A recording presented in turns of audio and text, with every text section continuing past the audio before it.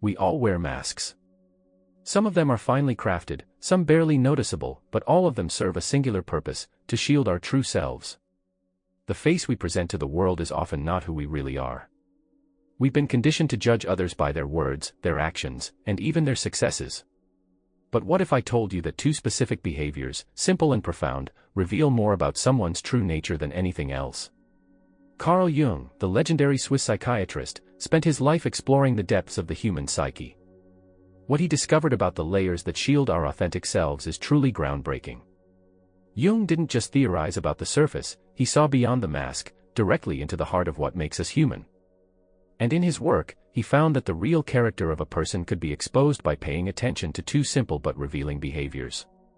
These behaviors, when observed carefully, are more reliable than the most practiced performance or carefully constructed persona. Imagine this: you're sitting across from someone you thought you knew, maybe it's a colleague, a friend, or even your partner. They seem genuine, trustworthy, collected, but something feels off. It's subtle, almost imperceptible. Your instincts tell you there's more to this person than meets the eye.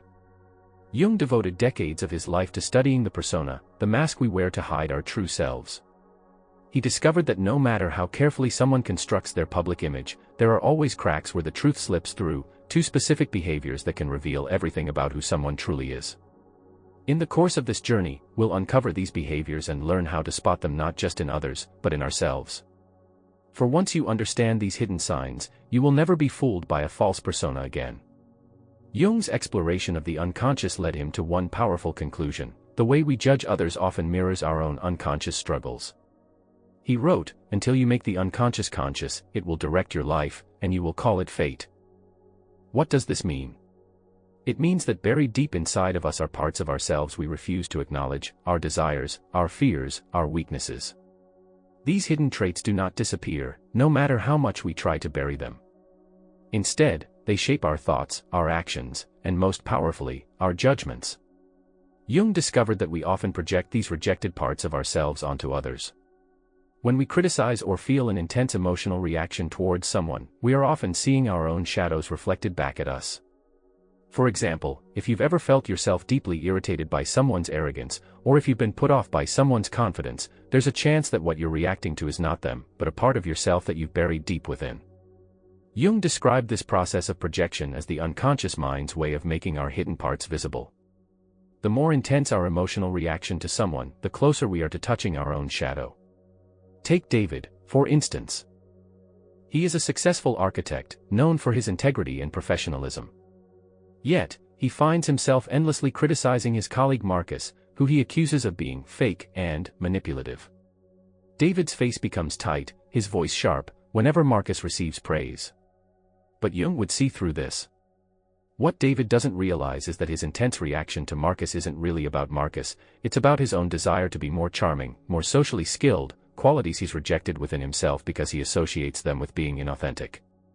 Jung's insight here is profound. Condemnation does not liberate, it oppresses.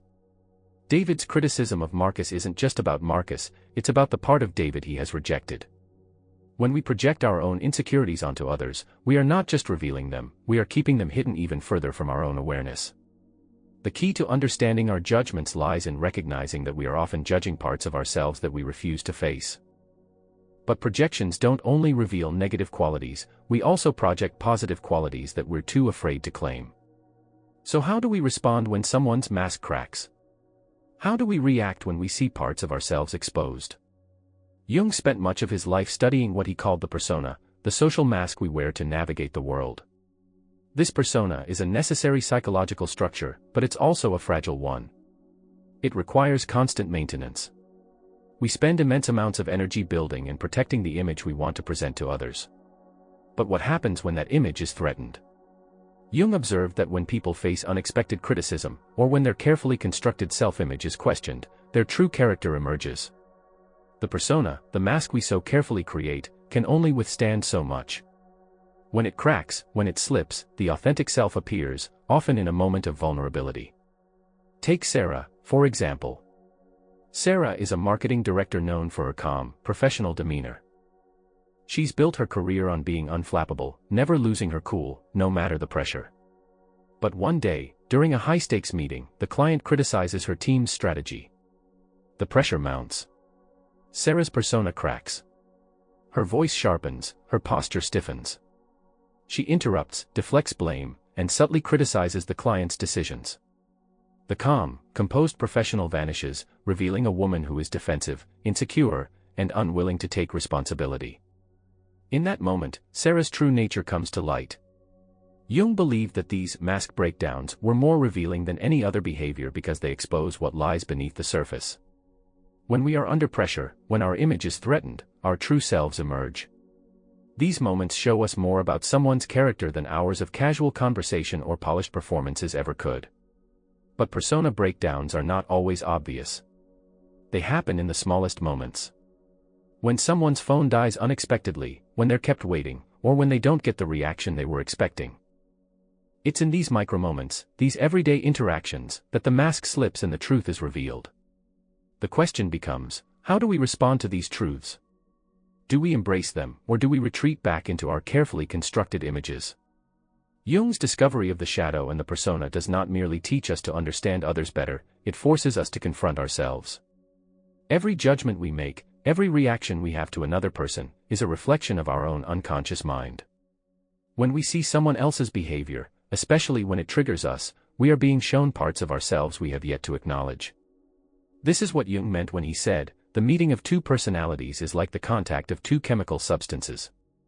If there is any reaction, both are transformed. The reaction we have to someone else's behavior is a mirror to our own hidden aspects. When we notice that a certain behavior or trait in someone else disturbs us, we must ask ourselves, why does this bother me so much? What is it about this person's actions that reveal something I have yet to confront in myself? The mirror effect goes deeper than simply understanding our projections. It asks us to use every encounter as an opportunity to explore our own hidden truths. This process of self-reflection helps us navigate the complexity of human interactions, not just through the lens of judgment, but with compassion for the struggles both we and others face. But the challenge lies in recognizing our own shadow. It's easy to see the darkness in others, it's much harder to see it in ourselves. How do we learn to embrace the parts of ourselves we have hidden? How do we come to terms with the traits we've long rejected? Carl Jung believed that the ultimate goal of human life was individuation, the process of becoming whole. This journey involves integrating all aspects of the self, the light and the dark, the persona and the shadow. It's not a comfortable journey, but it is the only path to true authenticity. Jung wrote, the privilege of a lifetime is to become who you truly are. And yet, this process requires us to face the parts of ourselves we fear most. It means accepting not just our strengths, but also our weaknesses, our insecurities, and the traits we've long rejected. By understanding the two behaviors Jung identified, the way we judge others and the way we protect our persona, we unlock the path to greater self-awareness. These behaviors reveal the unconscious patterns that shape our thoughts, actions, and relationships. But they also show us how we can break free from these patterns and begin to live more authentically. When we embrace our own shadow, when we let go of the masks we've so carefully constructed, we open ourselves to deeper, more meaningful connections with others. We become more than just the personas we present to the world, we become fully integrated individuals, capable of seeing and accepting both ourselves and those around us in a new light. If you're ready to begin this journey of self-discovery and confront the hidden parts of yourself, comment self-discovery below and let's explore this path together. The journey to becoming who you truly are begins with one small step. Thanks for watching.